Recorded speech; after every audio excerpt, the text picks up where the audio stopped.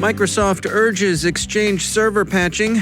Sure, it does your taxes, but it's got another agenda too. The GoldenSpy backdoor may be in your tax software if you do business in China. MageCart ups its game. DDoS Secret says they're not going to roll over for Twitter's Nixonian shtick. Camille Stewart from Google and Lauren Zabrick from Harvard's Belfort Center on the Share the Mic cyber event and why systemic racism is a threat to cybersecurity. Rick Howard wraps up Cybersecurity Canon Week with guests Richard Clark and Robert Konecki, authors of The Fifth Domain. And there's another unsecured Amazon S3 bucket, and this exposure could present a serious risk to some people who've already had trouble enough.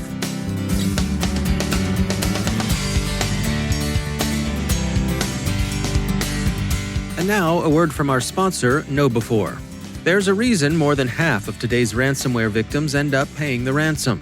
Cyber criminals have become thoughtful, taking time to maximize your organization's potential damage and their payoff. After achieving root access, the bad guys explore your network, reading email, finding data troves, and once they know you, they craft a plan to cause the most panic, pain, and operational disruption. Ransomware has gone nuclear. KnowBe4 has an exclusive webinar that covers ransomware. In it, you'll find out why data backups, even offline backups, won't save you, why ransomware isn't your real problem, and how your end users can become your best last line of defense.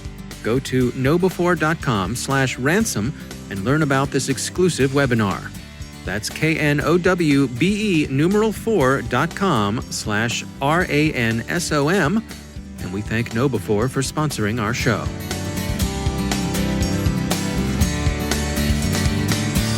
Funding for this CyberWire podcast is made possible in part by McAfee. Many companies are continuing to support a work-from-home model while putting a strain on their IT resources and security. McAfee is helping companies scale their security to work-from-home employees while optimizing IT architecture. Learn more at mcafee.com/workfromhome. From the CyberWire studios at Data Tribe, I'm Dave Bittner with your CyberWire summary for Friday, June 26, 2020.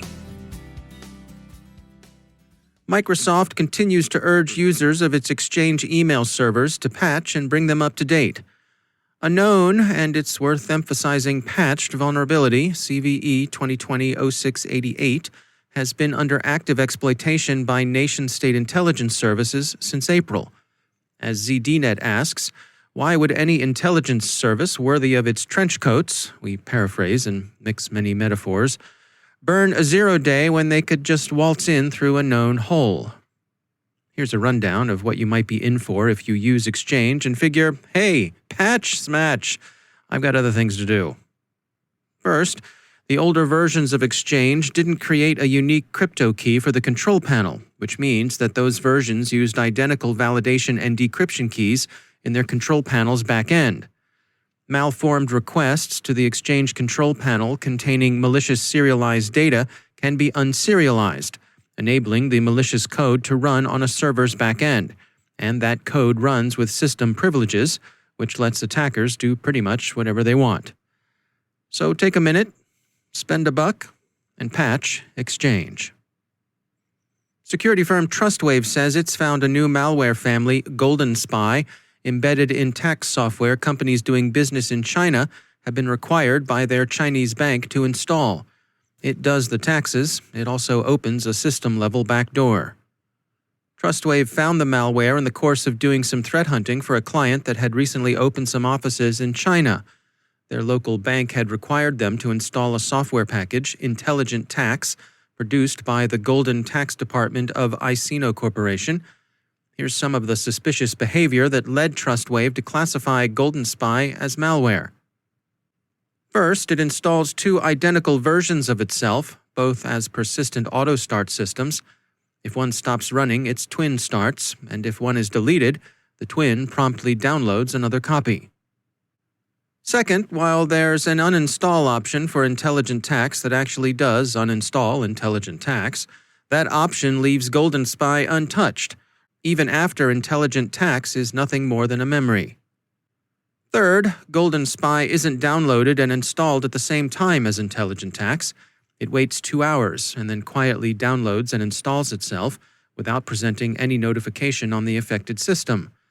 There's no obvious purpose for such a delayed, no-notice installation other than a desire to escape the target's attention, to fly under the radar. Fourth, when GoldenSpy talks, it doesn't talk to the intelligent tax network infrastructure. Instead, it chatters to a domain that hosts other variants of GoldenSpy. It makes 3 attempts to contact its command and control server, and then randomizes its beaconing times. As Trustwave points out, that's a known way of steering clear of detection by security technologies installed to detect beaconing malware.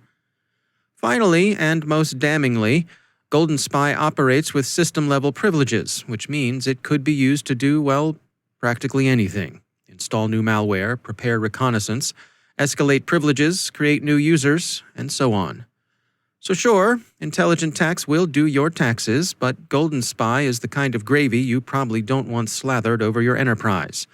Ask your bank exactly why they insist on this particular software. We note in passing that tax preparation software has carried some bad mojo in the past. It's an unrelated incident, but do recall that MEDoc, a tax prep solution widely used in Ukraine, was compromised to serve as the vector of NotPetya.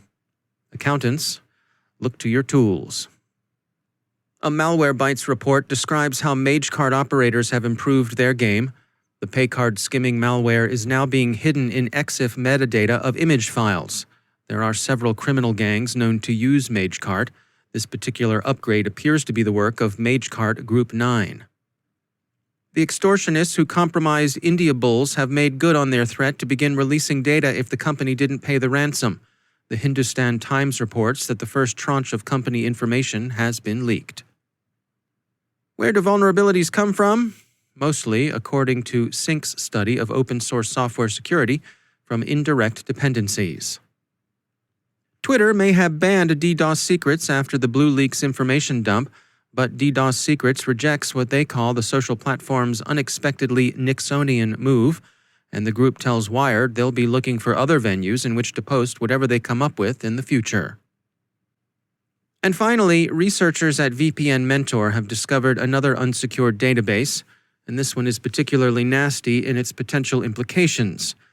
A domestic violence prevention app, a Spire news app built with what seem to be intelligent good intentions by a U.S. Georgia-based not-for-profit called When Georgia Smiled. The idea was to provide emergency services for victims of domestic abuse. Those included not only a help section with links to various resources, but also a function that enabled users to send emergency distress messages to a trusted contact person. The app looks like an ordinary news app, presumably to escape the notice of an abuser, should the abuser paw through the victim's phone. Among the ways that distress signal could be sent is a voice recording that gives the victim's details, home address, the nature of their emergency, and their current location. There were some 4,000 voice recordings left accessible to the Internet on a misconfigured AWS S3 bucket. TechCrunch independently verified the data exposure and noted that When Georgia Smiled, the not-for-profit behind the Aspire News app, was founded, backed, and promoted by Robin McGraw and her husband, Dr. Phil McGraw. When Georgia Smiled secured the S3 bucket on June 24th, the same day both VPN Mentor and Amazon Web Services told them about it. Neither CBS nor the Dr. Phil Foundation responded to TechCrunch's requests for comment.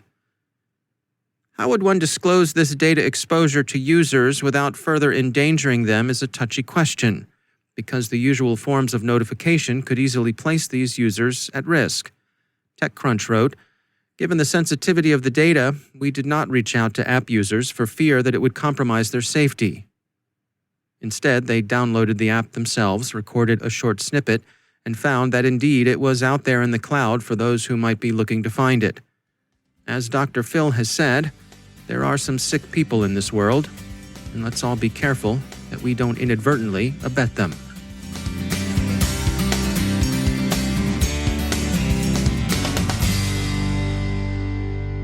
All week, our own Rick Howard has been interviewing the winners of this year's Cybersecurity Canon Awards, which recognizes the must-read books in the cybersecurity space. This last interview is special. Not only are the authors getting inducted, but they've also been selected as Lifetime Achievement authors. The book is The Fifth Domain, and the authors are Richard Clark and Robert Konecki. Richard Clark gets us started. Thank you. We wrote the two books about 9 or 10 years apart. And the first book was a great success, widely read and widely criticized at the time when it came out, criticized as being too alarmist. And the reason we wrote the second one 10 years on, and I think Rob would agree with this, is that 10 years on, it doesn't seem alarmist at all. 10 years on, most of what we said would happen has happened. Cyber war is a regular way of life. It is a regular phenomenon. Nation states have cyber commands. They attack critical infrastructure. All of that came true. So we wrote the book to say, no, we were right. That's always good to be able to do that. But also to confess that we were wrong, because we said then no company can defend itself successfully. And I think what we document in the fifth domain is that some companies are successfully defending themselves. And we wanted to describe what those companies were doing that other companies were not. So, Robert, let's get you in here. You guys published a book last summer. How's the feedback been? What are you getting from all your peers? I think it's been really good. I think it's the book that many of my colleagues in government wanted to write, that it sort of captured a lot of the thinking. And I try and credit as many of them as we can, both directly and in the acknowledgments, sort of the thinking on what we were trying to do during the Obama years in terms of moving cybersecurity forward and having a vision for spreading the message that cybersecurity is actually possible, that the defeatist attitude that many take in the field wasn't helping, and that the ideas of active defense, of threat hunting, of using the kill chain, that these are models that can actually defeat even the best adversaries, even the most tenacious adversaries. And so I think it captured a lot of what many people are saying. Yes, this is the moment. And what we need now isn't necessarily to reinvent all the technologies in the stack. We need to acknowledge that what we need is motivation, investment, incentives. And if we can get those things right, we can get on a cycle of perpetually improving cybersecurity and stay one step ahead of our adversaries. And so I think it's generally been very positively received in the peer community. It was definitely well received by the Cannon community. We all loved it. About half of us read it and couldn't wait to get it on the Hall of Fame list. And I could literally spend the next 7 hours talking to you guys about all the things you mentioned in the book. But we are here because of the pandemic, and this interview is a proxy for your acceptance speech of the Cannon Hall of Fame Award, the Lifetime Achievement Award. So, Dick, any last words you want to say along those lines? And then we'll go to Robert. Well, Lifetime Achievement Awards are usually given to somebody my age, so I don't know why Rob's getting one. But I'll say this. Thank you. It's meaningful for both of us. It's meaningful to get the recognition. I think what we stand for is our history, Rob's history and mine. We both worked in the White House on policy. We both worked in the private sector, both with cybersecurity companies and with companies that buy those products. And what we took away from all of that experience is it takes a partnership of all of those, of the cybersecurity companies, of the companies that need to be defended, and most importantly, of the government. And let's hope that next year we have a government that will get back into the business at the policy level. Robert, how about you? Well, I think for me, it's just a tremendous honor to be recognized along with Dick and with all the other inductees into the Hall of Fame. It's an incredible group of experts and practitioners. And so I'm just honored to have my name included with them. So the two books are The Fifth Domain and Cyber War, The Next Threat to National Security and What to Do About It. And now these two authors are officially inducted into the Cybersecurity Hall of Fame as lifetime achievers. So congratulations, you guys, and thanks for being on the show. That was the CyberWire's Rick Howard speaking with authors Richard Clark and Robert Konecki. The book is The Fifth Domain. Be sure to check out all of the winners of this year's Cybersecurity Cannon Awards. You can find them online. Just do a search for Cybersecurity Cannon.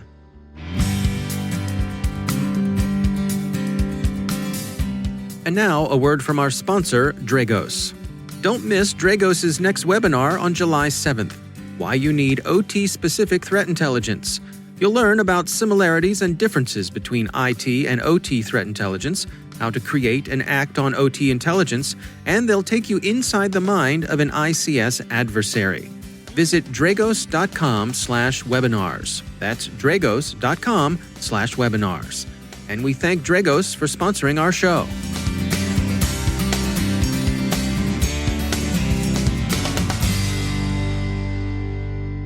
It's my pleasure to welcome to the show Camille Stewart from Google and Lauren Zabrick from Harvard's Belfort Center.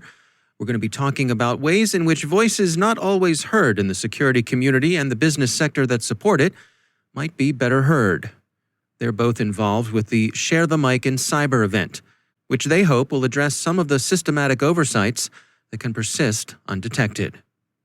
I saw the Share the Mic Now campaign on Instagram, and Lauren saw it as well.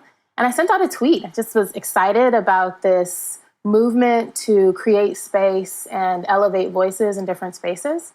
And so I put out a tweet asking folks if they would be interested in seeing this happen in cybersecurity and national security.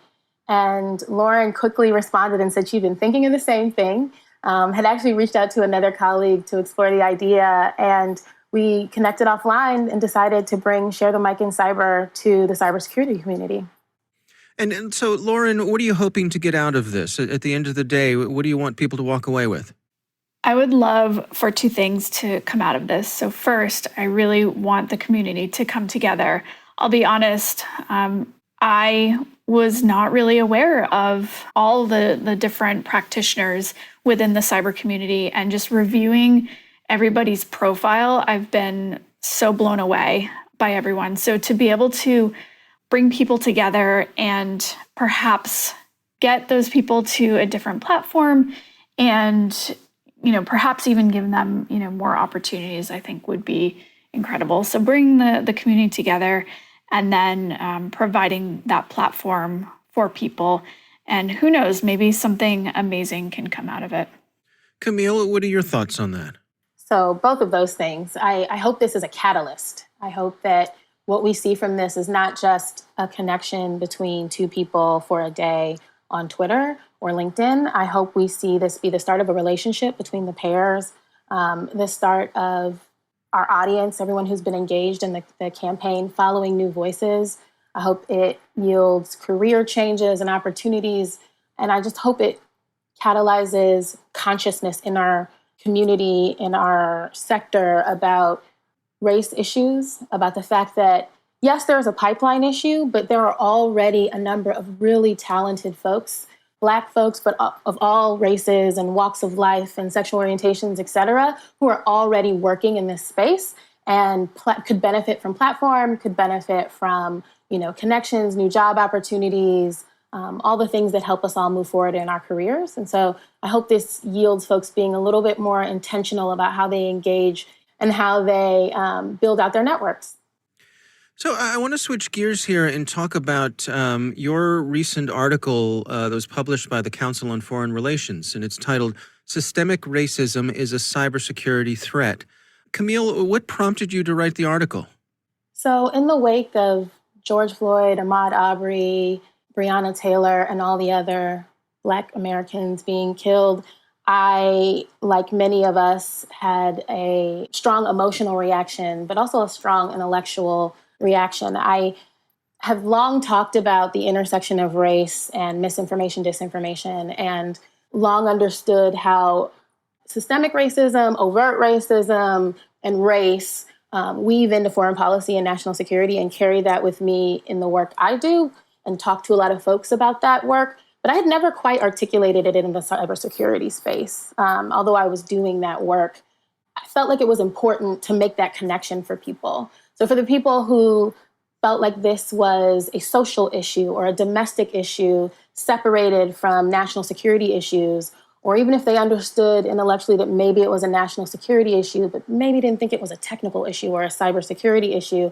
I wanted to make that direct connection for folks and start to pull out areas beyond just misinformation, disinformation, because I think that is probably one of the few places folks recognize it, that in workforce, that cybersecurity is truly a threat to any mitigation we could put in place and how we mobilize technology in our society. What's your hope coming out of this? If we're able to take advantage of this moment to use it as a catalyst for positive change, how do you hope things will be different or better in the future? The most ambitious me hopes we dismantle systemic racism. The more pragmatic me is hoping that we have an industry and just a workforce in general that is more conscious of how systemic racism interacts with their work and is more action-oriented in being anti-racist. Not just not being racist, but being anti-racist. So being an active advocate for your peers, being thoughtful and intentional about how you include diverse voices and build teams, about thinking about how you recruit talent and how different experiences might yield a similar or complementary result, but may not translate in the same way as you're used to on paper. How people, ingest information and then reflect that back to you. Just being more open to the differences in the lived experiences of folks who are in your space and how you can be an advocate for them, how you can help amplify them, how you can give them a platform to do the thing that they already wanted to do. And, one big thing is just because it's not something that's affecting you, but if you hear your colleagues say, this system, this program, this event, etc., has these disparate outcomes or is offensive, stand with your colleague, right? It might not be happening to you, but obviously it's important for them to bring it up. Your colleagues who are othered in some way, whether they're a minority or have a different sexual orientation, etc., don't bring things up that intersect with that lightly. So for them to say I'm underleveled because I'm X, or this program is offensive because of Y, that took a lot for them to say it. And you should listen to that. Our thanks to Camille Stewart from Google and Lauren Zabrick from Harvard's Belfer Center for joining us. There is much more to my conversation with Camille Stewart and Lauren Zabrick. We'll have a complete version of our interview here in our CyberWire podcast feed. If you're on Twitter, check out #ShareTheMicInCyber. I'm pleased to have been a part of this event today. You can find my Twitter account @Bittner. I shared my account with Brandon Robinson. He's a senior sales engineer at Proofpoint. Camille Stewart's article at the Council on Foreign Relations is titled Systemic Racism is a Cybersecurity Threat. Do check it out.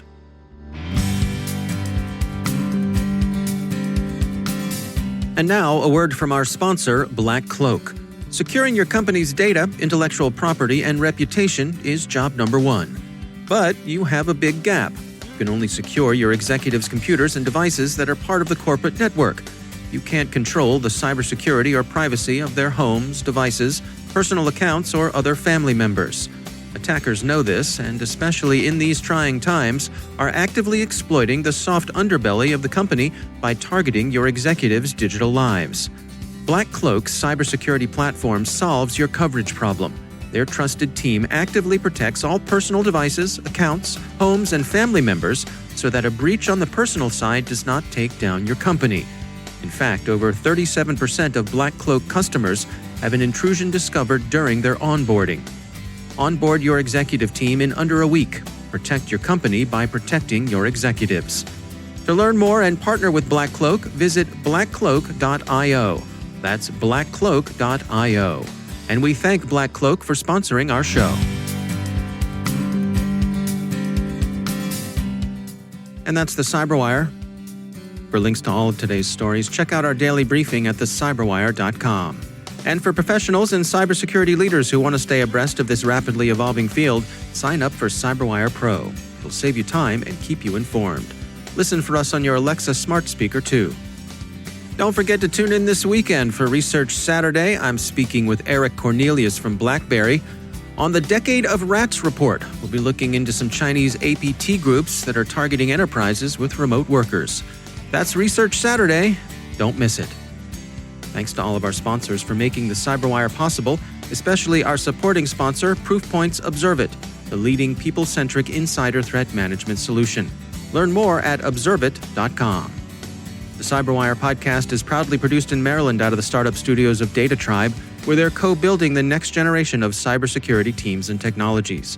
Our amazing CyberWire team is Elliot Peltzman, Peru Prakash, Stefan Vaziri, Kelsey Bond, Tim Nodar, Joe Kerrigan, Carol Terrio, Ben Yellen, Nick Valecki, Gina Johnson, Bennett Moe, Chris Russell, John Petrick, Jennifer Iben, Rick Howard, Peter Kilpie, and I'm Dave Bittner. Thanks for listening. We'll see you back here next week.